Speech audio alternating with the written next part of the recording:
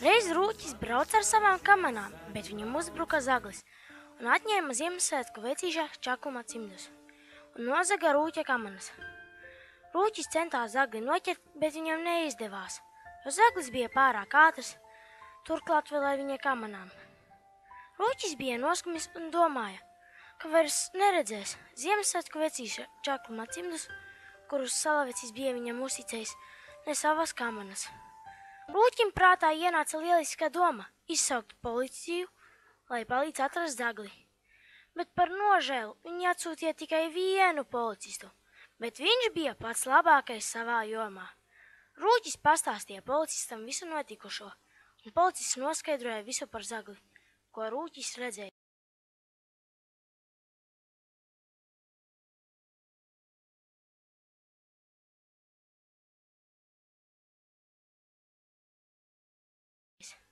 Policists pa saviem ziņu kanāliem noskaidrojis zagļa atrašanās vietu un ka zaglis grasoties pārdot cimdus un devies turp.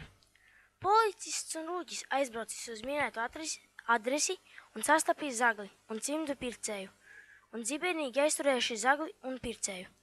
Policists aizbraucis uz policijas iecirkni un uzrakstījis zaglim protokolu. Zaglim par cimdu un kamanu nozagšanu, bet pircējam par zagtu mantu pirkšanu.